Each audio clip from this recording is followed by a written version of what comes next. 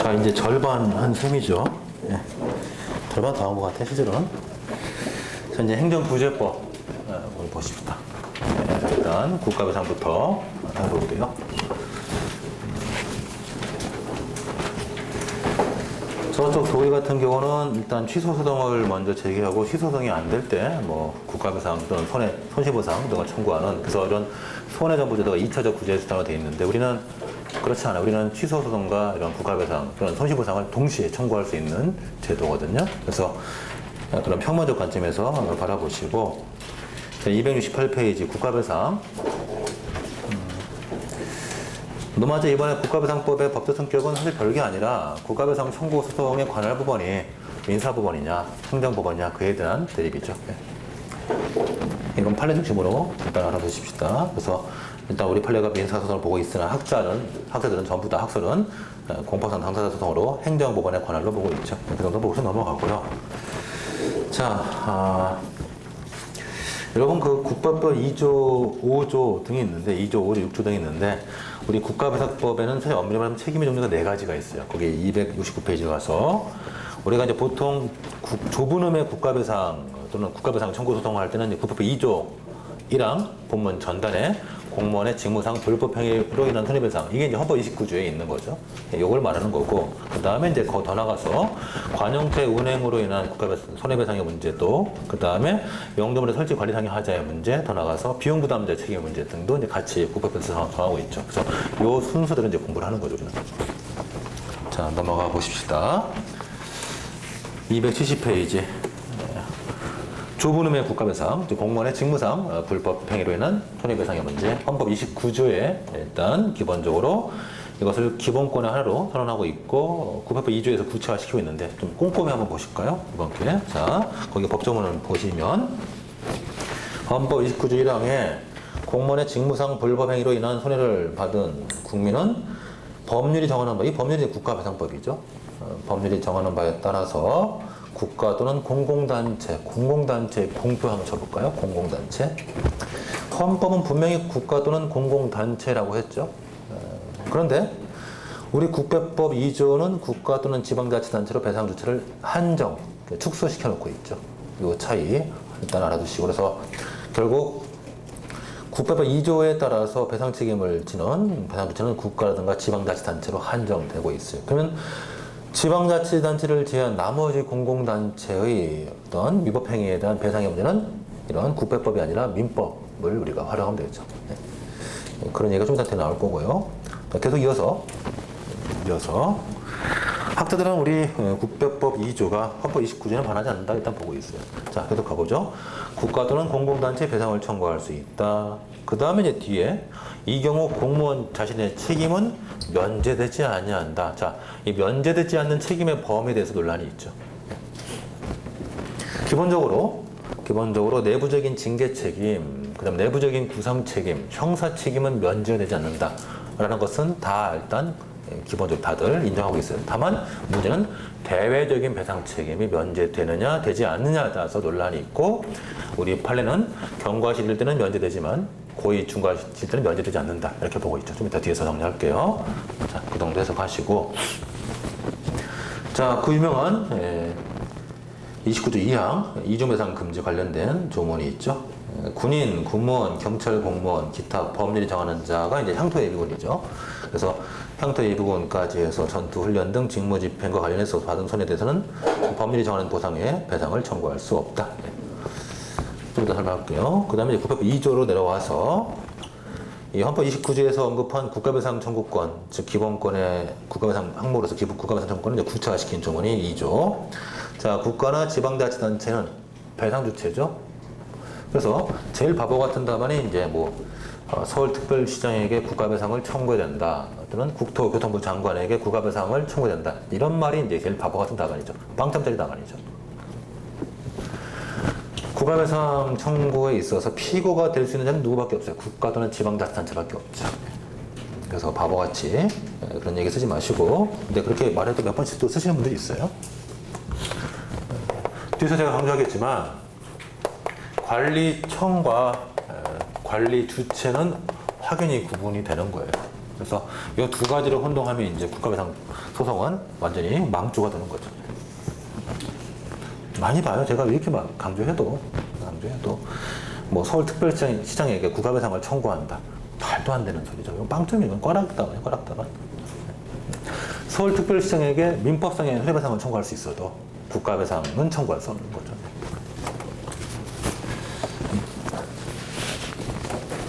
자, 근데 읽어볼게요. 그래서 국가나 지방자치단체는 여기까지가 배상주체죠. 배상주체고 이제 그 뒷부분이 이제 성립 요건이죠. 공무원 또는 공모를 위탁받은 사인. 그래서 이제 공모를 위탁받은 사인이 최근에 추가됐는데 이 공모를 위탁받은 사인, 여기서 말하는 국배법상의 공모를 위탁받은 사인은 우리가 앞에서 배운 학문적 의미의 공모수탁 사인보다 더 넓은 의미로 봐서 학문적 의미의 공모수탁 사인에다가 행정의 보조인까지 다 포함하는 넓은 의미로 봐요. 넓은 의미로 해석한단 말이죠. 그래서 공무원 또는 공모를 위탁받은 사인이 두 번째 직무를 집행하면서 직무집행. 이때 직무집행에서는 두 가지를 논하면 되죠. 직무집행에 있어서 판단 기준, 우리 판례 외형설, 그 다음에 직무의 내용, 즉 직무의 범위, 협의설, 광의설, 최광의설, 우리 판례가 광의설, 그 두 가지 쟁점을 생각하면 될 거고 좀 이따 볼게요. 그 다음에 고의 또는 과실, 법령 위반, 위법성을 말하겠죠. 법령 위반, 타인에게 손해 발생, 그리고 숨어있는 요건은 인과관계 등의 요건이죠. 자, 끊고 다만 군인, 군무원, 경찰 공무원 또는 향토예비군까지 있고 전투훈련 등 직무집행. 그래서 최근에 우리 판례는 전투훈련 등 직무집행 해석과 관련해서 학자들의 해석과는 달리 이 해석은 전투훈련은 하나의 예시적 규정이고 일반적인 직무집행도 다 여기에 포함된다라고 해서 국법의 2조량 단서의 적용을 넓게 봤어요. 비판할 만한 판례죠. 좀 이따 볼게요. 그래서 전투훈련 등 직무집행 관련해서 전사, 순직, 공상을 입은 경우에 보상을 받을 수 있으면 배상을 청구할 수 없다. 이렇게 있고.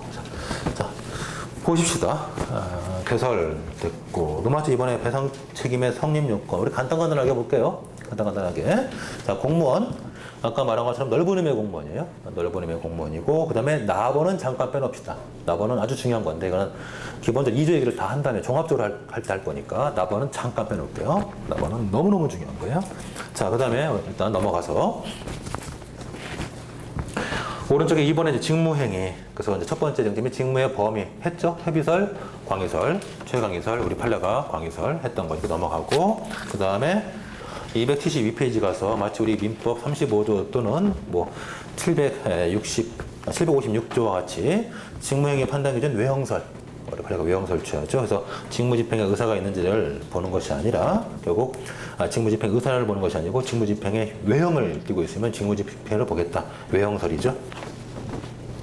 객관적으로 보겠다라는 것이고, 그 다음에 더 나가서 두 번째 줄 직무와 밀접히 관련되는 행위. 그래서 경찰관이 이제 출동하기 위해서 총기를 손질하다가 오발동, 오작동 나가지고 사고 났다. 이것도 이제 직무의 범위에 들어가는 거겠죠.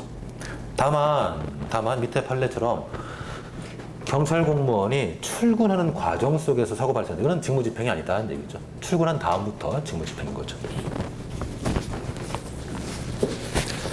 외형설 기억하시고 직무집행과 밀접한 관련을 맺는 것까지 직무의 범위에 들어간다. 그러나 직무 개시 이전에는 직무집행에 해당할 수 없겠죠. 자, 그 다음에 답원 보십시다. 답원. 요 입법작용과 사법작용. 그래서 행정작용이 당연히 국가배상법상의 직무에 들어가는 것은 논란이 없는데, 자, 요즘 관심사가 입법작용, 사법작용. 아주 중요하죠. 아주 중요한 거예요. 시험 단골이에요. 그래서 잘 봐야 돼요. 특히 판례들이 워낙 많으니까 잘 구분해서 정확하게 이해해 두십시다.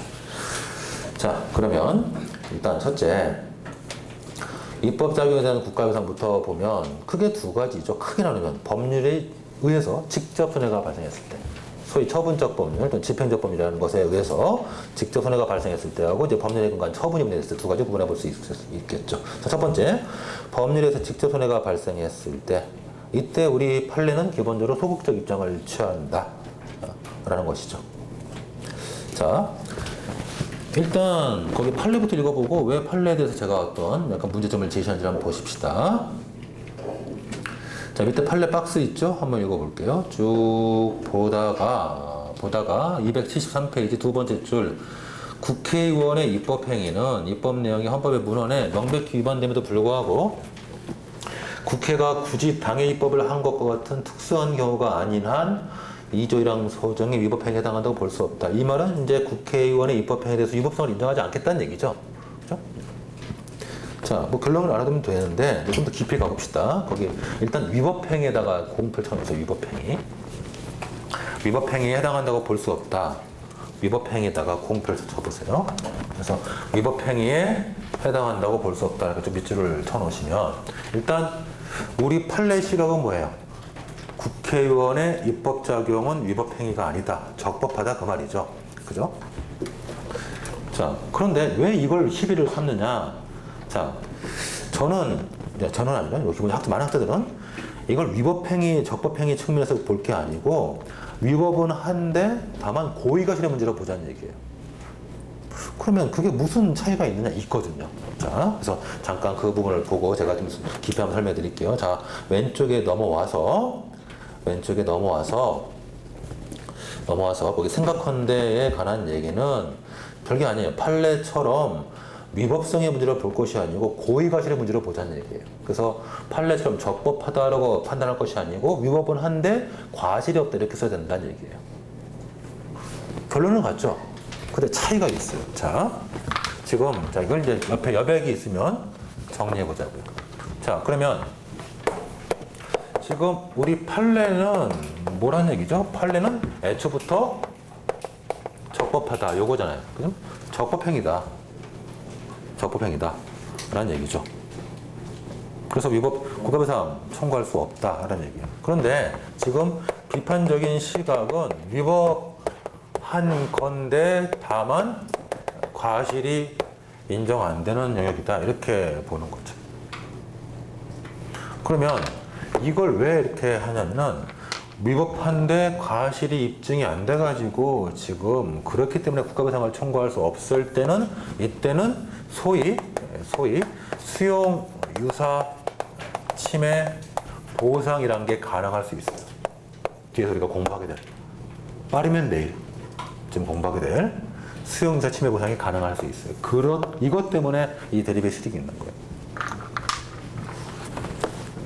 그래서 판례를 비판적인 시각에서 바라보는 것은 다른 게 아니에요. 이렇게 판례처럼 봐버리면 이게 적법한 행위고 그 다음에 이게 특별희생이 발생하지 않았기 때문에 국가배상은커녕 손실보상도 청구할 수가 없어요. 판례되면 전혀 손해전부는 아무것도 청구할 수 없단 말이죠. 그러나 이렇게 판례에 대해서 약간 비판적 시각에서 바라봐야지만이 수용사침 보상을 할 수 있는 여지가 생기니까 그 점에서 실익이 있는 거죠.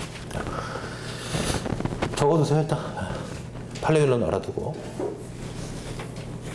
국가배상 측면에서는 입장은 같은 거죠, 사실. 그죠? 어차피 위법성이 인정이 안 되거나 과실이 인정 안 되거나 결국 국가배상 청구성 제기하면 기각되는 건 똑같은데 다만 다른 방법으로 손해전보가 가능하냐 입장에서 차이가 나는 거예요. 자, 그 다음에 오른쪽 계속 가셔서 273페이지 양가로 나번에 법률에 근거한 행정청의 처분에 의해서 손해가 발생했을 때 자, 이때는 위법성에 대해서는 예를 들면 특히 이제 헌법재판소가 사후에 위법하다, 위헌인 법률이다 라고 선언했을 때 위법성은 당연히 인정되겠지만 그 공무원에게 과실을 인정할 수가 없죠. 우리가 이거 한번 생각해 본 적이 있었죠? 네, 공무원에게. 왜냐면 공무원은 위헌 심사권이 없잖아요. 그래서 키워드는 거기 네 번째 줄 과실을 인정할 수 없다. 과실 인정할 수 없다. 네, 위헌 심사권. 세 번째 줄 위헌 심사권이 없다. 그죠? 이게 키워드죠. 공무원은 위헌 심사권이 없기 때문에 과실을 인정할 수 없다. 잘 알아두세요. 다 중요한 얘기들이에요. 자, 그 다음에 양가로 답원에 가서 입법부작에 대한 국가배상에 대해서 일단 우리 판례가 부정한 예도 있었고 긍정한 예도 있었는데 그 두 번째 줄 소위 거창 사건 같은 경우는 입법부작에 의뢰하는 국가배상 불법행위를 부인했던 이유는 헌법에서 이런 법률, 보상에 관한 법률을 만들려고 숙권한 적이 없었다라고 봤기 때문인 거죠. 밑에 판례 1번. 자, 보시면 네 번째 줄 국회의원의 입법행위가 결국 헌법의 문헌에 명백히 반하는 경우가 아닌 이상 위법행위라고 할 수 없다. 그거는 아까 봤던 얘기가 똑같은 얘기죠. 그래서 같은 맥락에서 같은 맥락에서 이어서 그리고 국가가 일정한 사항에 관해서 헌법에서 부과되는 구체적인 입법 의무를 부담하고 있음에도 불구하고 상당 기간이 경하도록 입법 의무를 이행하지 않았을 때, 즉 명시적인 입법 의무가 헌법에서 도출됐을 때, 그때라면 몰라도 그런 거는 몰라도 지금처럼 명시적인 입법 의무가 헌법에서 도출 안 된다면은 이때 입법 부작이 있다 할지라도 결국 불법 행위를 인정할 수 없다라는 얘기죠. 그러나 밑에 판례 2번은 유명한 사건이죠. 이게 어떤 사건인가요? 자, 이쯤에서 한번 보십시다. 여기다가 페이지를 딱 펴놓고 우리 앞에서 제가 나중에 보자고 했던 부분이 있어요. 자, 77페이지로 가볼까요? 77페이지 행정입법 부작위에 대한 권력의 수단.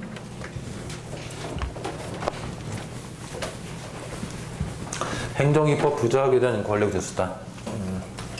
행정입법 자체가 처분이 아니기 때문에 이 행정입법 부작위는 처분의 부작위가 아니에요. 우리 판례에 따르면 우리 판례는 기본적으로 행정입법을 처분으로 보지 않는 시각이 강했죠. 그렇기 때문에 행정입법 부작위는 처분의 부작위가 아니에요. 그래서 그렇기 때문에 행정소송의 대상이 안 된단 말이죠. 그래서 행정입법 부작위에 대해서 항고소송을 제기할 수 없죠. 부작위 위법 확인 소송을 제기하면 각하 판결이 나와요. 그렇기 때문에 헌법재판소가 뭘 허용했죠? 헌법선 제기를 인정했던 거죠. 그래서 헌법선 제기를 인정했고, 그래서 이게 어떤 사건인가요? 이게 그 유명한 사건이죠. 군법무 간의 보수에 대해서 법관 또는 검사에 준하게 지급하라 라는 보수에 관한 입법이 있었는데 세부적인 내용을 시행령으로 정한다까지 규정이 있었는데 시행령이 30년이 지나도록 만들어지지 않고 있죠. 그래서 보수를 자신과 동급의 계급의 군인과 같이 받았던 어떤 의로운 양반이 그걸 발견하고 나타나가지고 왜 이렇게 월급을 적게 주지 해가지고 이제 결국 부작위 위법 확인 소송을 제기하려고 했다 보니까 어차피 제기해봐야 각하 판결 다 할 거니까 헌법소원을 제기했던 사건이죠. 이때 우리 헌법재판소가 헌법소원 대상으로 삼아서 인용했던 기억이 있죠. 그러나 이런 행정입법 부작위는 공권력의 불행사인데 이 공권력의 불행사에 대해서 헌법소원을 제기할 거냐 아니면 항고소송을 제기할 거냐, 이거 서로 우리가 이런 뭐라고 하냐? 여집합 관계?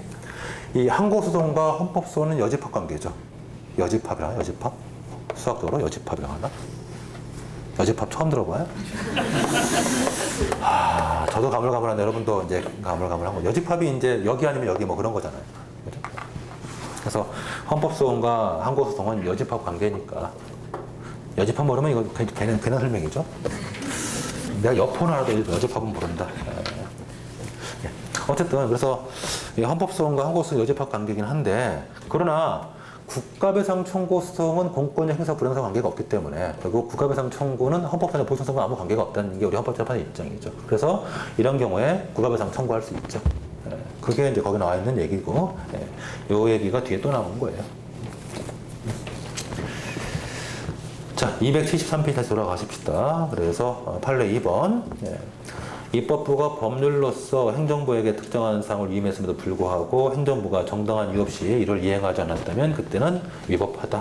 그러므로 쭉 내려와서 행정부가 정당한 이유 없이 시행령을 제정하지 않은 것은 보수 청구를 침해했기 때문에 불법 행위를 구성한다. 그래서 배상 청구할 수 있다. 라고 판시했던 적이 있죠. 결론적으로 행정입법 부작위에 대해서는 반드시 자기 의무가 결국 해석상 도출됐을 때는 첫째, 항고소송으로서 부작위 위법 확인 소송 제기할 수 없고 당연히 행정심판 제기할 수도 없고 헌법소원 제기만 가능하고 국가배상 제기도 가능하다. 정리해놓으면 되네요. 네. 자, 274페이지 가봅시다. 274페이지 사법작용, 재판작용. 자, 여기도 아주 중요한 테마죠. 사법작용. 이 재판작용에 대해서는 여러분 이렇게 두 단계로 끊어서 보시는 게 좋겠어요. 일단 재판에 우리가 재판 자체가 잘못됐다라고 판단되면 뭐 하면 되죠? 상급법원에 항소 또는 상고하면 되죠. 그래서 일단 신급제도를 먼저 거쳐보고 신급제도를 통해서도 권리유지를 못 받았어요. 그때 이제 재판에 대해서 국가배상을 청구하는 것을 생각해보라는 얘기예요. 다만 신급제도가 보장 안 된 단심제들이 있죠. 대표적인 게 헌법재판 같은 경우는 신급제도를 통해서 우리가 재판을 통제할 수 없기 때문에 그때는 바로 국가배상을 청구할 수 있다. 그런 얘기죠. 자, 보십시다. 자, 첫 번째, 양가로 거부는 신급제도와 국가배상. 대부분은 재판에 대해서 따라 불복 절차 등이 마련되어 있으면 일단 그거부터 거쳐서 항소, 상고 또는 항소 또는 상고 또는 항고 등 하는 얘기죠. 그래서 그런 관점에서 국가배상 책임을 보충적으로 이제 보고 있다는 얘기죠. 세 번째 줄. 다만 네 번째 줄, 다섯 번째 줄 대부분은 적법한 헌법소원 청구임에도 불구하고 헌법재판소 재판관이 각각 결정했을 때는 별도의 불복 절차가 없으므로 국가배상을 인정할 수 있다라고 판시한 적이 있다. 단심제이기 때문에 그런 것이겠죠. 그래서 이렇게 양가로 가본처럼 신급제도를 다 거쳐가지고 불복을 했는데도 불구하고 여전히 판결 자체에 불만이 있어요. 이럴 때 이제 그 판결에 대해서 국가배상을 청구할 수 있겠느냐. 판결이 잘못 내려졌다. 내가 그것 때문에 손해가 발생했다. 배상을 청구할 수 있겠느냐. 쉬운 문제가 아니죠. 그게 양가로 나번에 기판력과 국가배상의 문제에서 기판력이 발생하는 확정 판결에 대해서 이 국가배상을 허용하는 것이 과연 타당할 것인지에 대해서 논란이 있어요. 그래서 뭐 긍정하자라는 견해 같은 것들은 잘못된 거 시정할 필요가 있으니까 긍정하자는 것이고, 기판력이 발생했으면 법적 안정성을 강조해서 허용하지 말자라는 부정들도 있겠고, 당연히 판례. 자, 판례 표현이 아주 재밌어요. 법관이 위법 또는 부당한 목적을 가지고 재판을 했거나 또는 법관의 직무 수행상 준수해야 하는 기준을 현저하게 위반하는 등 특별한 사정이 있는 경우 한해서 국가배상을 허용한다. 이거는 절충설이에요, 긍정설이에요, 부정설이에요? 이건 뭐예요? 절충설이에요? 부정설이죠. 부정하겠다는 거죠. 그죠? 이거는 마치 특별한 사정이 있으면은 해주겠다는 얘기인데 그런 사정이 있겠어요? 없죠. 그죠? 없잖아요. 그럴 뭐 법관이 간첩이 아닌 이상. 그죠? 그럴 일이 없을 거 아니에요. 이거는 부정설이에요. 판례는 부정설이에요. 이걸 뭐 긍정설이라고 해석하든지 또는 제한적 긍정설, 얘들 말도 안 되는. 법관이 그럴 리가 없죠. 간첩이거나 외계인이거나 뭐 그런 경우가 아니라면 이거 말도 안 되는 얘기예요. 그리고 좀 더 생각하면 뭐 팔은 안으로 굽는 건지 밖으로 굽는 게 아니잖아요. 자, 그래서 검토 일단 판례는 부정하는 걸로 마찬가지 봐야 돼요. 부정하는 것이고. 그러면은 이제 저는 이제 판례 입장을 따라가지는 않는 거고 좀 다른 생각을 하고 있는 것이, 기판력이 발생하는 작용과 그렇지 않은 작용 구분해서 보는 게 낫다는 얘기죠. 그래서 판결도 구분하자. 그래서 첫 번째 줄 세 번째 줄 기판력이 발생하는 판결 작용. 그래서 뭐 인용이든 기각이든 판결 작용의 판결. 그래서 인용 판결, 기각 판결. 판결 작용에 대해서는 법관의 증명이가 범죄를 구성하는 경우에만 배상을 허용하겠다. 그 말은 1번 같은 경우는 허용하지 말자는 얘기죠. 그죠? 판결 공표하시죠. 판결 작용에 대해서는 배상 허용하지 말자는 얘기고. 그 다음에 동그라미 2번. 기판력이 발생하지 않는 명령 결정. 자, 법원의 명령이나 결정은 기판력 발생하지 않죠? 집행정지 신청에서 기각이 됐든 뭐 인용됐든 각하됐든 그런 인용 결정, 기각 결정, 각하 결정, 기판력 발생하지 않아요. 그렇기 때문에 사실 각종 신청에 대한 법원의 결정은 기각 결정과 각하 결정의 차이가 없죠. 동일한 거죠. 효과가 똑같죠. 처음 듣는 듯한 표현을 하시지? 아시죠? 민사소송법에서 이거 안 배웠어요? 자, 법원의 재판 중에서 판결 작용에 기판력이 발생할 수 있는데 법원의 각종 결정, 명령은 기판력이 발생하지 않아요. 따라서 기각 결정이나 각하 결정은 기본적으로 차이가 없죠. 효과가 똑같죠. 그래서 우리가 기각 결정이라고 쓰든 각하 결정 쓰든 사실 뭐 표현은 다를 수 있어도 내용은 똑같은 거예요. 자, 그러므로 이런 명령, 결정작용 등에 대해서는 일단 기본적으로 배상을 여유있게 청구할 수 있도록 하자, 허용하자, 이런 얘기. 이런 이제 입장이 최근에 많이 주장되고 있는데, 이건 판례를 비판하는 관점에서 바라보는 거죠. 예, 정리하면, 그래서 첫째, 일단 판결에 불만이 있으면 신급제도 거쳐오라는 얘기고, 첫째. 둘째, 신급제도 다 거쳤다 했을 때 결국 판결이 확정된 상태에서는 우리 판례에 따르면 배상을 청구할 수 없다는 얘기예요. 결국 우리 판례는 뭐야? 막는 거죠. 그래서 사법 작용에 대한 국가배상을 허용하지 않는 쪽으로 해석하는 거죠. 소극적으로. 그러나 학자들은 이제 조금 어떻게든 길을 열어두려고 노력하고 있어요. 자, 그 다음에 넘어가십시다. 이제 3번 고의과실. 자, 요거는 우리가 뭐 다 알고 있는 것들이니까 간단하게 넘어갈게요.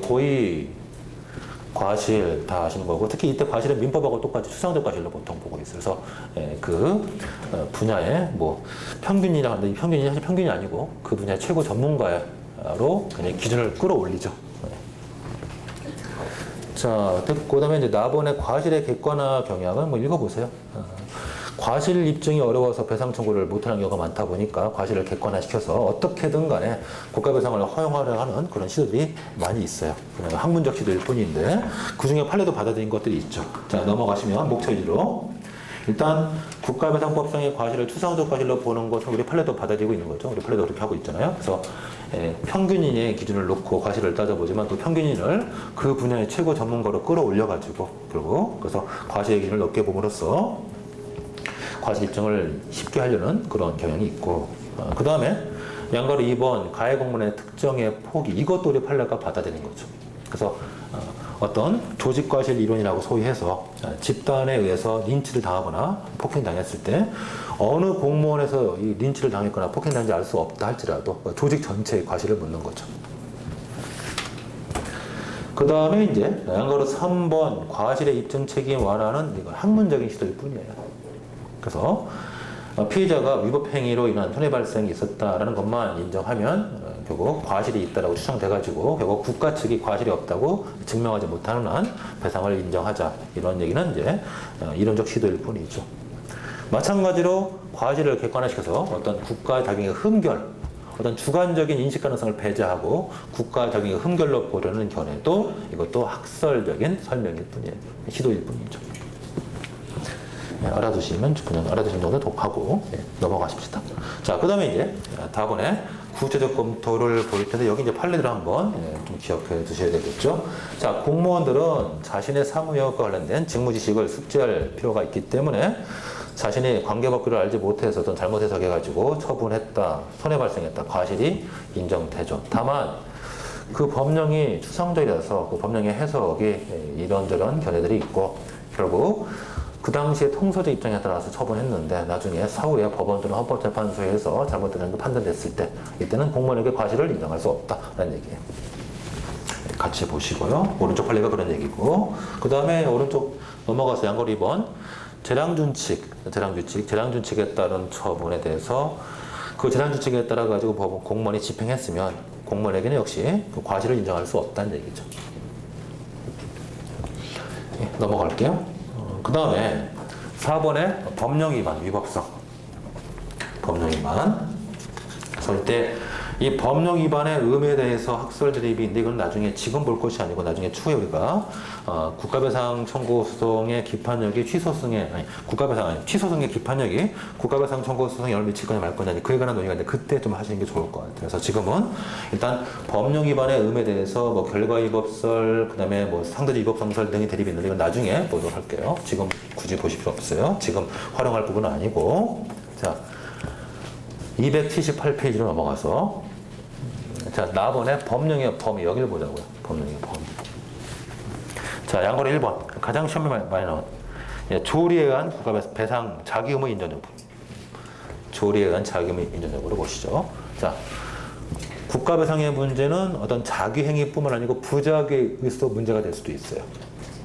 자, 이럴 때 부작위로 인해서 손해가 발생했다라고 생각됐을 때 그때 자기 의무를 인정해야지만이 위법성을 인정할 수 있으니까 이런 자기 의무를 해석상 인정할 수 있겠냐 문제가 되죠. 자, 오른쪽에 문제점.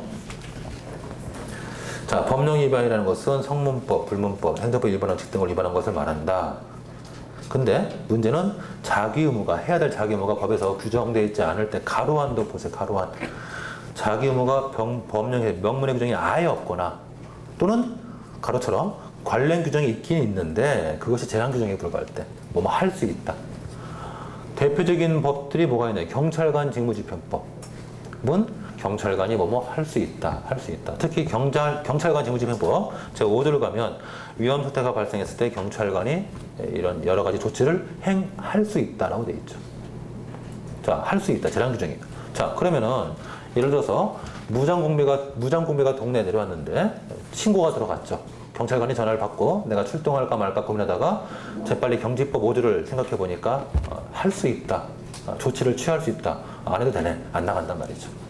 이런 문제가 발생할 수 있죠. 그래서 이렇게 재량 규정에서는 반드시 자기 의무가 지금 법령에서 명문으로 규정되어 있지 않다라고 해석할 수 있기 때문에 이럴 때 이제 자기 의무를 인정해야지만이 결국 위법성을 인정할 수 있으니까 그에 관한 논의가 이루어지는 거죠. 꼭 체크하세요. 재량 규정일 때까지 포함해서 같이 논하는 거예요. 자, 이럴 때 명문의 규정이 없으니까 허용할 수 없다는 부정설이 있지만 일단 국민의 생명과 재산을 보호해야 한다는 국가의 임무. 자, 이 국민의 생명과 재산을 보호해야 하는 국가의 임무는 어디서 도출되죠? 헌법 10조 2문 안에 있죠. 국가의 국민의 기본권 보호 의무. 그래서 그런 의무 관점에서 위험 방지 의무가 국가 기관에게 인정되므로 그리고 긍정하는 견해가 타당하고 판례가 긍정하고 있죠.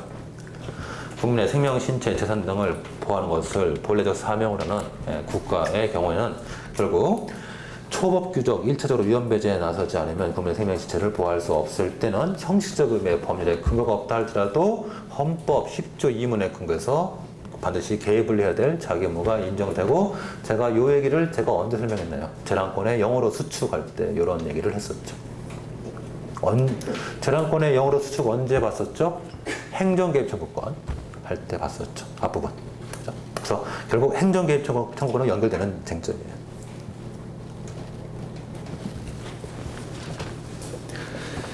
자, 계속 가봅시다. 그래서 이제 당연히 검토 긍정설, 국가가 국민의 생명, 신체, 재산 등을 보호할 의무는 헌법에서 당연히 도출되는 당연한 의무죠. 그러므로 이런 긍정하는 입장이 타당하겠죠.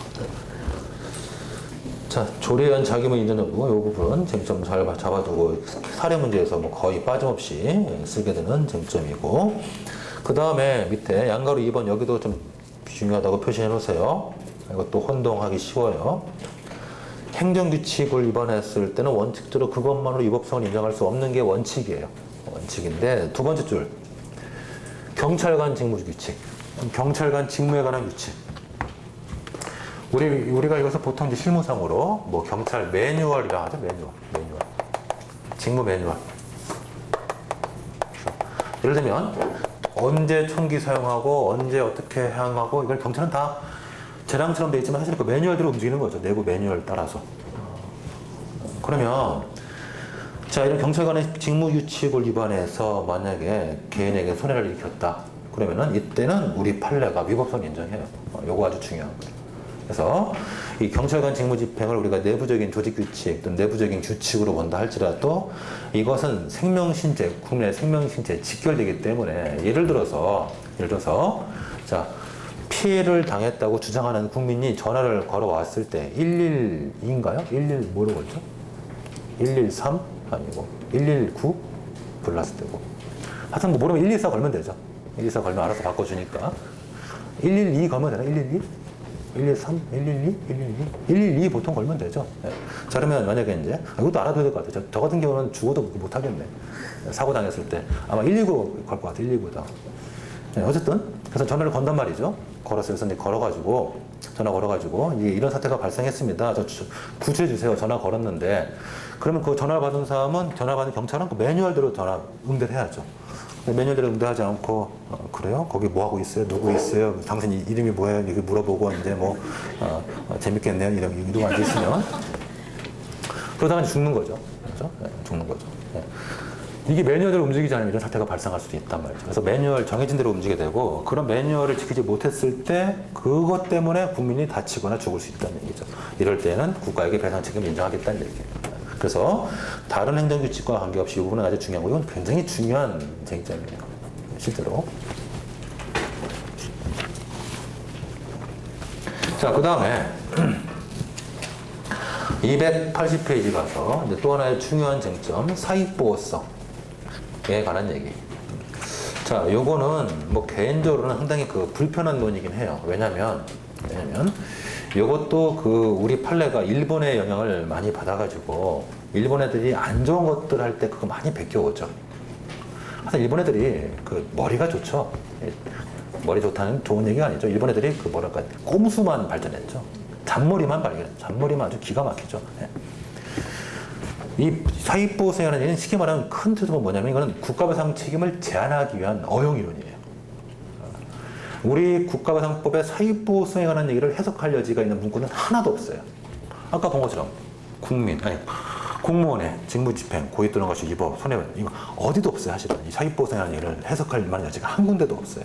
그런데 이 사익보호성 우리 판례가 요구한다는 것은 결국 국가배상 책임을 제한하겠다라는 아주 안 좋은 어용이론이고, 이게 이제 사실 일본에서 영향받던 거예요. 일본 애들이 그렇게 한 거 보고 좋네, 따라하자, 이렇게 된 거예요. 예, 어쨌든 뭐 이게 판례가 이제 굳어졌으니까 뭐 따라가더라도 우리가 비판적인 시각을 갖고 좀 보실 필요는 있어 보여요. 사익보호성을 요구한다고 해도 이걸 너무 우리가 엄격하게 해석을 해서 배상 책임을 제한적으로 해석하지 말고 조금 완화시켜서 봐야 되겠네요. 네. 자, 사익보호성 요구해가지고 이제 문제점, 특히 이제 부작위라는 국가배상에 있어서 많이 문제되는데, 거기다가 사익보호성 요구에다가 특히 이제 옆에다가 요거는 이제 특히 부작위로 써놓으세요. 나중에 보기 편하게. 부작위로 인한 국가배상의 성립 문제. 여기 이제 시험에 많이 나온단 말이죠. 행정작용, 이제 부작위로 인한 국가배상. 그래서 이제 그때 성립 문제의 첫 번째 테마가 앞서 봤던 조리에 의한, 조리 등에 의한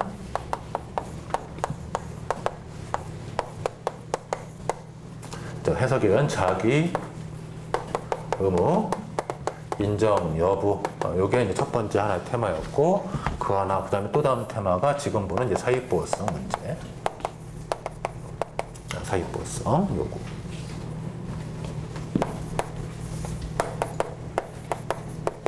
이 두 가지를 보통 같이 검토하죠. 그래서 저는 이제 보통 이 두 가지를 위법성 판단 관점에서 같이 검토해요. 저는 개인적으로 이제 체계 자체가 이 두 가지 항목을 국가배상 성립 요건 중에 위법성 요소에서 봐서 위에 자기 의무 인정 여부를 객관적 위법성, 사익보호성을 말씀하셨어요. 자기 의무 인정 여부를 주관적 위법성, 그리고 사익보호성 객관적 위법성 관점에서 바라보는데, 이건 뭐 제 책임이고 따를 필요는 없으시고, 하여튼 부작위라는 국가배상을 물어봤을 때 이 두 가지는 항상 묻는 쟁점이죠. 옆에 여백이 있으니까 써놓으시면 아주 잘 기억하실 거예요. 자, 이런 사익보호성에 관한 얘기, 즉 반사적 이익론에 관한 얘기를 국가배상에서도 우리 판례가 하고 있다는 얘기예요. 굉장히 좀 불합리하죠. 그죠? 불합리하죠. 자, 우리 좀 생각해 보십시다. 이 사익보호성 우리가 언제 봤었죠? 사실 주관적공권의 성립 요소를 언급할 때 그때 봤었죠. 기억이 가물가물하죠. 앞에 주관적공권을 설명할 때 성립 요소 두 가지. 첫 번째, 강행법규의 존재. 두 번째, 강행법규의 사익보호성. 그러면 결국 같은 맥락이에요. 자기 의무 인정 여부가 강행법규의 존재 측면이고 사익보호성 얘기란 말이죠.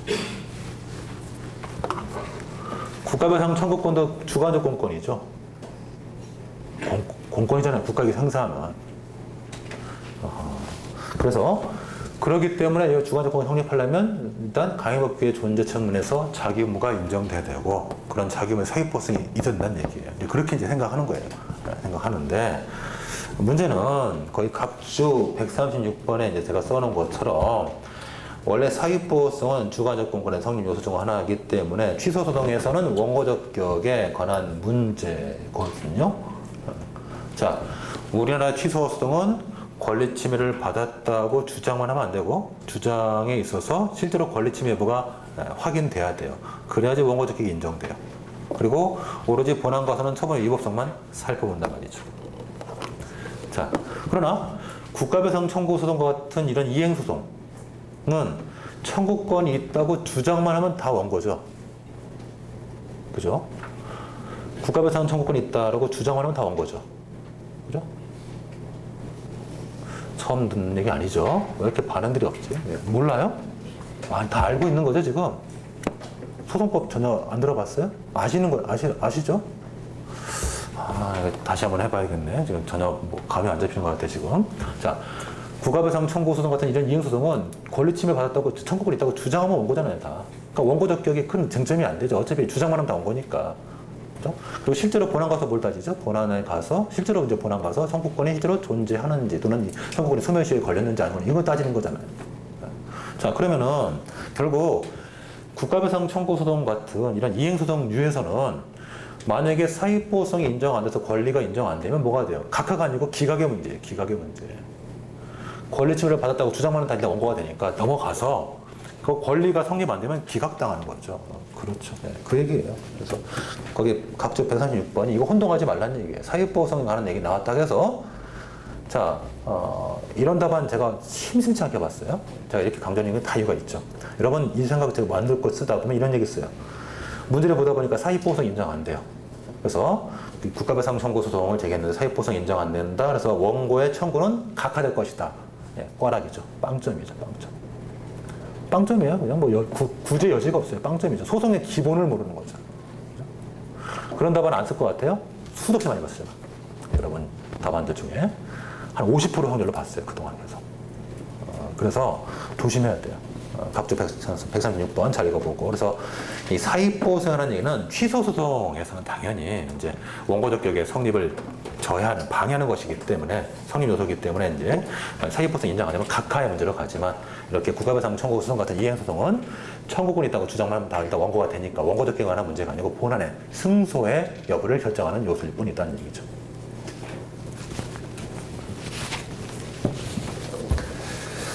자, 계속 보십시다. 그러면 이제 위에 올라가서 문제점 두 번째 줄 이제 통설 판례가 사익보호성 요구하더라.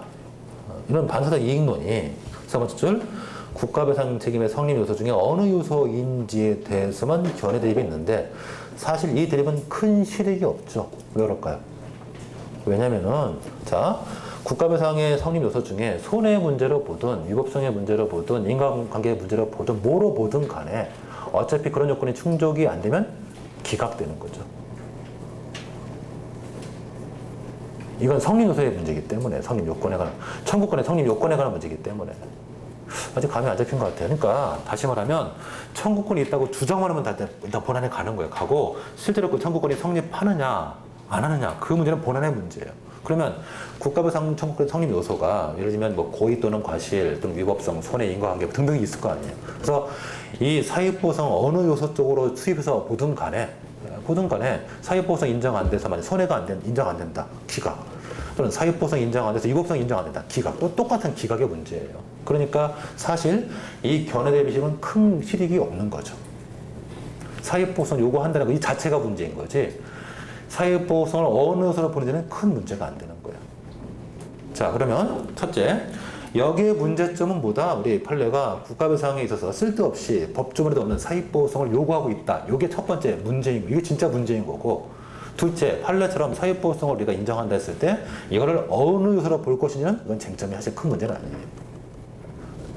아시겠죠? 네. 그래서 거기 학설 대립이 쭉 설명이 됐는데 뭐 위법성의 문제로 보자, 손해 문제로 보자, 인과관계의 문제로 보자, 뭐 직무 관련성의 문제로 보자, 뭐 여러 가지 입장이 있는데 결국 어느 요소로 보든지 간에 큰 상관은 없으니까 여러분이 아무거나 하나 취하시면 돼요. 판례는 인과관계 측면에서 보고 있어요. 판례는 그렇게 보여져요. 그러나 저는 이거를 저는 제 머릿속에 체계는 위법성을 주관적 위법성, 객관적 위법성 그때 두 가지 구분해서 저는 보는 관점이기 때문에 일단 그래서 주관적 위법성 관점에서 일단 살펴보는 것 타당하다라고 보여져요. 위법성설의 입장으로 검토했고 사실 뭐 제 검토를 굳이 따라가지 않고 인과관계 문제를 봐도 아무 상관없으니까 봐주세요. 사익보호성 요구하고 있다는 거 그 자체가 문제예요. 자, 넘어가십시다. 그 다음에 이제 오른쪽 가서 281페이지 타인에게 손해 발생, 타인 나와 있고 타인의 두 번째 분단, 이 타인이 공무원으로서 군인, 군무원, 향토예비군, 경찰 공무원 등의 직무집행 등 전사, 순직 등을 당했으면 이때 보상을 받으면 배상을 청구할 수 없다. 요거 우리가 아는 거고요. 그 다음에 세 번째 분단, 최근 판례 이거 기억해야죠. 최근 판례. 경찰 공무원이 낙석사고 현장 주변을 교통정리하기 위해서 사고 현장으로 이동하던 중, 즉 일반 직무집행이죠. 이동하던 중 돌이 떨어져가지고 사망했을 때 이때 세 번째 줄 국배법 2조량 단서의 면책 조항은 전투, 훈련 또는 이에 주는 직무집행, 즉 뿐만 아니라 일반 직무집행에도 적용된다 해서 2005년에 개정 취지를 무색해하는 판시가 있었다. 이 판례는 굉장히 비판적인 어떤 판례를 비판하는 사람들이 많이 있죠. 이 판례는 잘못된 것이다라는 비판하는 견해가 많이 있어요. 잘 기억해 두세요. 그래서 그리고 이 판례가 또 중요한 것은 이게 국배법 5조가 문제가 되는 사건인데 그때도 우리 판례가 이재유랑 단서가 적용된다는 것을 보여준 것이죠. 예, 넘어갈게요. 손해, 재산적 손해, 비재산적 손해, 특히 비재산적 손해가 포함된다는 점에서 손실보상과 차이가 있죠. 자, 다음번에 인과관계 우리가 읽어봤었어요. 인과관계는 항상 자기로 인한 경우하고 부자기를 구분해서 달리 생각해보자. 봤었죠? 네. 자, 넘어가면 2009년 사실 문제가 있는데 한번 같이 풀어보십시다. A군 소유의 이면에 25가구가 주택을 지어 살고 있다. 놀이터로 사용되고 있고 뒤편에 암벽이 있는데 암벽 높이가 3m 높이다. 상층부가 튀어나왔다. 주민들이 암벽이 붕괴 위험이 있으므로 이를 보수해달라는 민원을 수차례 제기했으나 A군은 아무런 조치를 취하지 않았다. 그러다가 결국 암벽이 분열, 붕괴돼가지고 사고가 발생했고 어린이 3명이 죽었다. 부모님들이 이제 국가배상을 청구했다. 이때 A군에 대해서 국배법 제2조 배상요건 중 위법 그리고 과실을 인정할 수 있을 것인가 당구장 표시를 보니까 지방자치단체가 붕괴 위험에 있는 암벽에 대한 안전관리 조치를 취해야 된다는 법령 규정이 아예 없죠. 아예 없죠. 이렇게 법령 규정이 아예 없음에도 불구하고 조리에 의한 자기 의무를 인정할 것인가 첫 번째 쟁점이죠. 이게 결국 부자기로 인한 국가배상의 문제이기 때문에 조리한 자기 의무 인정 여부를 먼저 생각해 보시고 우리는 헌법 10조 2문에 근거해서 당연히 자기 의무를 인정할 수 있다. 그 다음에 사유보성에 관한 얘기는 뭐 쓰기 어렵겠죠. 이런 자기 의무에 관한 규정이 없으니까 그거 쓰고 그 다음에 이제 과실에 가서는 우리 판례가 추상적 과실로 보고 있다. 그런 얘기를 쓰면 되겠죠. 예, 넘어가시고요. 자, 그 다음에 이제 노마자 3번 가봅시다. 이 국가배상 책임의 성질과 피해자의 선택적 청구권 인정 여부.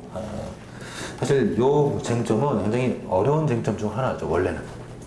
특히나 헌법하고 행정법의 내용이 달라요. 그래서 상당히 머리를 아프게 하는 부분이에요. 제가 행정법을 전공하게 만들었던 계기 중 하나예요, 이게.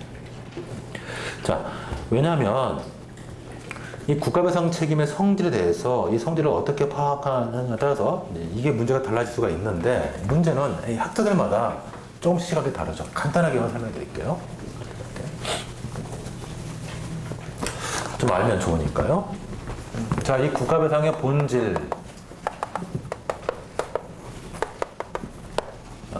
또는 구조에 대해서 본질에 대해서 크게 두 가지 입장이 있는데 일단 대위 책임설적인 시각이 있고 그 다음에 자기 책임설적인 시각이 있어요. 일단 대위 책임설부터 보면 이 대위한다는 게 대신한다는 얘기잖아요. 그 대위 책임설의 기본적인 배경은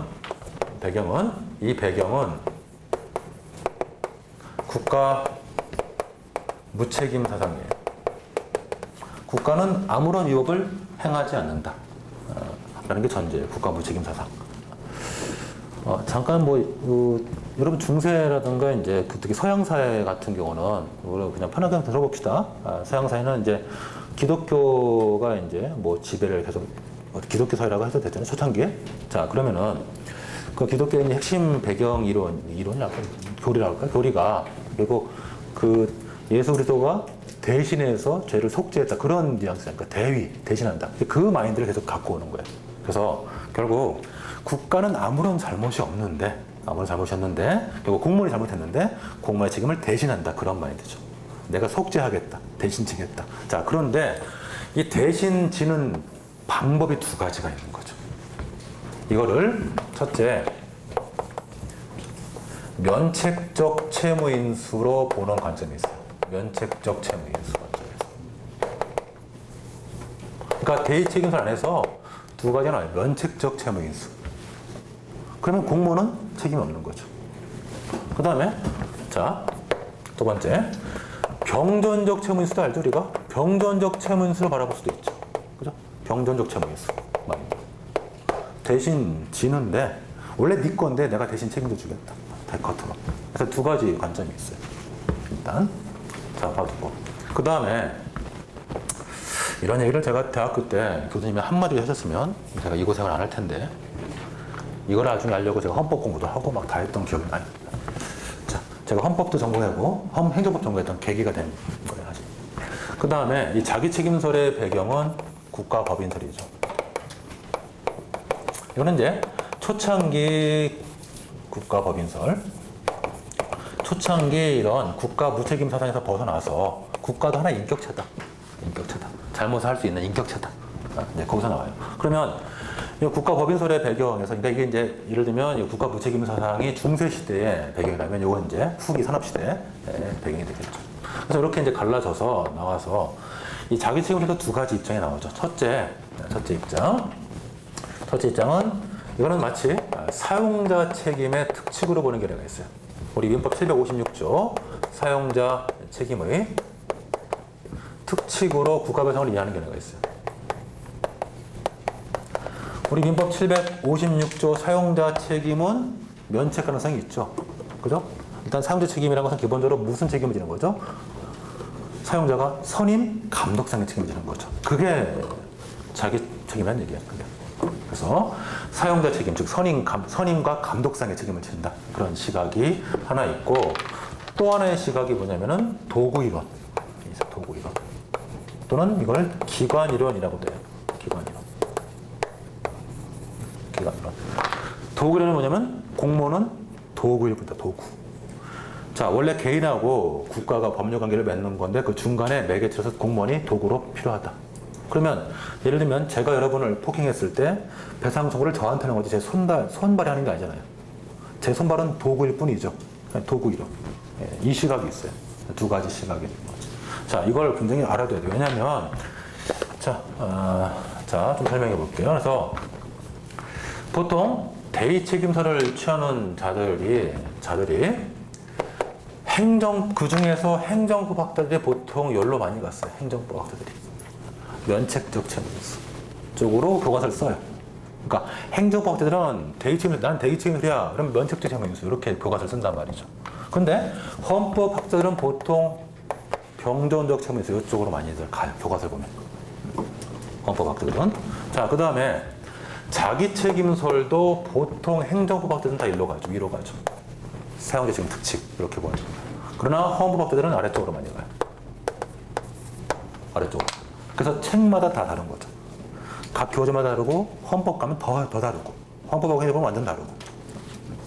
자, 그러면 우리 판례는 어떻게 했느냐? 우리 판례는 정반합을 좋아하죠. 관계없는 거 뽑아오는 거 좋아하잖아요. 자, 우리 판례는 두 가지를 뽑아요. 여기서.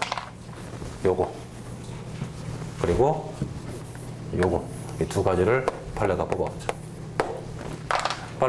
뽑아서 우리 판례는 공무원이 경과실일 때는 도구이론을 써요. 도구이론. 국가의 기관이다. 그래서 국가가 책임진다. 그러나 공무원이 고의라든가 중과실일 때는 대의 책임서적 병조적 책임서 요걸 갖다 써요. 이게 우리 판례예요. 끝. 여러분 저한테 편하게 들어서 아무것도 아닌 거지만 실제로 공부하면은 머리에 빠개지는 얘기죠.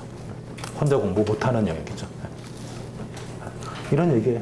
그래서 판례까지 정리했죠. 일단 판례를 그래서 같이 생각하면서 보자고요.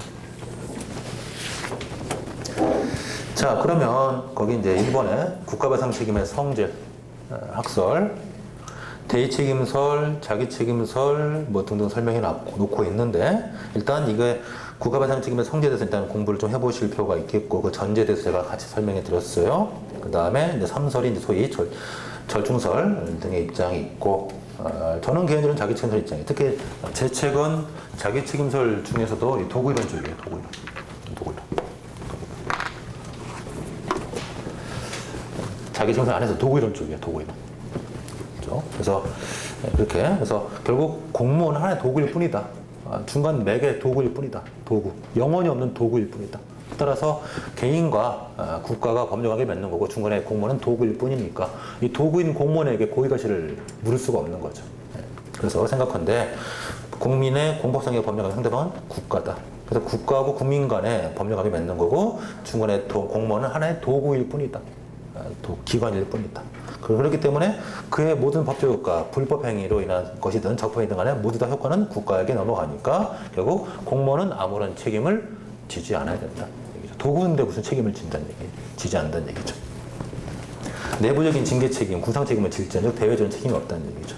자, 그러면 그런 관점에서 이제 자, 이번에 피해자의 선택 청권이 있는데 이건 이제 시험에 지켜야 되는 얘기죠. 공무원도 개인적인 책임을 지냐, 이건 뭐 시험에 단골 손님이겠고, 그래서 이제 문제점. 이 논의는 결국 이 두 번째 줄 국가배상 책임의 성질에 관한 논의하고 연결되는 거예요. 그래서 이에 관해서 같이 생각해 봤지만 결국 우리가 살펴본 결과 대의책임설 안에서도 선택적 청구권을 긍정하는 견해, 부정하는 견해가 있고 자기 책임설 안에서도 긍정하는 견해가 있고 부정하는 견해가 있단 말이죠. 그래서 결국 국가배상의 본질과 관계는 있지만 논리 연관성은 없다는 얘기예요. 그러므로 이에 관한 얘기는 결국 헌법 29조의 해석, 특히 헌법 29조이란 단서에 이 경우 공무원의 책임은 면제되지 않는다. 그에 관한 해석과 그 다음에 우리 국배법 2조 이하에 가면 내부적인 구상권에 관한 점이 있거든요. 고의 중과실 때는 구상 책임을 진다. 요 조문. 그리고 피해자의 어떤 권리구제라든가 또는 가해 공무원의 위법행위 방지 기능 이런 것들 전반적으로 고려해서 종합적으로 판단할 문제죠. 그래서 학설적인 얘기, 이것도 다 중요한 학설 대비니까. 그래서 학설의 입장 먼저 위법행위 방지 기능과 피해자의 권리구제 강조는 긍정설이 있으나 어차피 공무원의 위법행위 방지 기능은 내부적인 구상 책임 또는 징계 책임을 충분히 담보 가능하고 피해자 입장에서도 어차피 변제 자력이 충분한 국가에게 청구하면 족하므로 결국 굳이 이렇게 긍정할 필요가 없다는 부정설이 있고 그 다음에 우리 판례가 취하는 고의 중과실과 경과실 구분하는 절충적 입장이 있죠. 그래서 판례가 오락가락 하다가 이제 현재는 절충설로 들어섰죠. 그러면 그 판례 입장에 대해서 뭐 생각해 보시고 저는 개인적으로 부정설이에요. 처음부터. 어차피 저는 도구 이론에 근거한 자기책임서 입장이기 때문에 공무원은 하나의 도구일 뿐이다. 그래서 공무원의 대외적으로는 고의, 중과실, 경과실 가리지 않고 책임을 지지 않는다. 내부적으로는 책임을 질 뿐이다. 저는 그런 생각이에요. 자, 밑에 판례를 한번 보십시다. 우리 판례. 자, 거기 판결지 2번을 한번 보시면서 한번 우리 확인해 보자고요. 판결 2번의 세 번째 줄. 공무원이 직무를 수행함에 있어서 경과실로 타인에게 손해를 입힌 경우에는 결국 이것은 통상 얘기할 수 있는 흠이다. 예상 가능하다. 따라서 공무원 행위는 여전히 국가 등의 무슨 행위? 기관의 행위죠. 그 기관 나와 있죠. 그렇죠? 이런 걸 외워야 되겠죠. 그냥 판례가 절충설다 이렇게 쓰면 얼마나 답안이 허접해요. 그래? 판례가 이러이러하게 말했기 때문에 절충설 이렇게 쓸 수 있어야지. 그리고 좀 더 욕심내면 그 배경까지 쓰면 얼마나 좋아요. 배웠잖아요. 배웠는데 왜 안 써먹어? 안 배웠으면 모르면 못 쓰지만 배웠으면 써먹어야죠. 그래서 잘 들어봐요. 경과실로 탄핵에 손이 입혔을 때는 그 직무수행상 통상 얘기했으니 혐의로서 이러한 공무원행위는 여전히 국가 등의 기관행위다. 경과실은 국가의 기관행위다. 그래서 기관이라는 과정에서 보는 거죠. 기관행위로 봐서 그로 인한 발생한 손해배상 책임도 전적으로 국가가 지는 거다. 도구이론, 기관이론을 쓸 수 있다는. 그래서 기관이론에 근거한 자기 책임서 입장이 있다는. 자, 그렇게 함으로써 공무원의 직무집행에 안전성을 확보하겠다는 얘기고, 콤마 찍고, 반면에 공무원의 직무집행행위가, 위법행위가 고의중과실일 때는 다음 줄, 기관으로서의 품격을 상실했다. 이제 기관이론 못 쓴다는 얘기죠. 품격을 상실했기 때문에 결국 공무원 개인에게 불법 행위로 난 손해배상 책임을 부담시키되 네가 책임이라는 얘기죠. 피해자인 다음 줄, 피해자인 국민을 두텁게 보호하기 위해서 국가 등이 공무원 개인과 중첩적, 그죠? 중첩적, 병존적으로 책임을 지겠다. 병존적 채무인수 관점에서 대의 책임서를 주장하는 거죠. 그죠? 하되 공무원이 국가배상을 책임을 지는 경우에도 결국 그 부담하되 국가 등이 배상 책임을 지는 경우는 이제 공무원에게 구상할 수도 함으로써 궁극적으로 그 책임이 공무원에게 귀속되게 하는 것이다. 그래서 국가가 배상해주면 공무원에게 구상 권리를 할 수 있다라는 얘기죠. 결국 우리 판례는 경과실 일대하고 고해중과실 일대를 구분해서 지금 보고 있는 거예요. 그래서 그냥 판례가 절충설이다. 이건 쓰나 마나한 답이고, 판례가 왔다 갔다 하다가 절충설. 이것도 마찬가지 쓰나 마나한 답이고, 판례 표현이 나와야죠. 답에 딱. 그 표현이 언급돼야죠. 그래서 표현 언급하고 욕심내면 왜 그렇게 판시했는지 그 배경까지 배상의 책임의 본질까지 설명하면서 들어가면 완벽한 답이죠. 자, 밑에 문제 한번 풀어보십시다. 2011년 행시 문제. 이게 군산시 여정공원 유흥주점 화재 사건이죠. 이게 실제 사건은 더 험악했죠. 군산시에 어떤 유흥주점인데 거기가 유흥주점이라고 표시가 되지만 실제로는 이제 연락 없어였던 거고, 연락 없어. 그다음에 그 각 방마다 철제문이 있었는데 철제문은 밖에서는 열 수 있는데 안에서는 못 열죠. 그런 문들이 있대요. 안 봐서 모르겠는데 밖에서는 열 수 있는데 안에서는 못 열어요.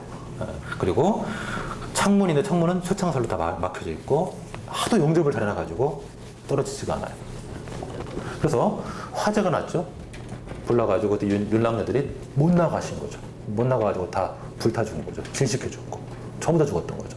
그런 사건이고, 근데 이 배경을 보면은 더 험악하죠. 배경이 이게 그 실제 소유주가 그 동네 경찰서장 부인인가 뭐 조카인가 하여튼 뭐 그래가지고 단속을 안 했던, 그러니까 지 새끼만 새끼고 남의 새끼는 다 새끼가 아닌 그런 사람들의 마인드. 그런 사람들은 이제 우리가 화형제도가 있으면 화형을 해서 다 그냥 화염방사로 다 불살라버려요. 꺼내가지고 그냥 그죠? 확 그냥 개 잡을 때 쓰지 말고 화염방사 있는 그럴 때 써야 돼요. 확 꺼내가지고 그냥 화형 좋잖아요. 법감정에 딱 부합하죠. 불살라서 그냥 확.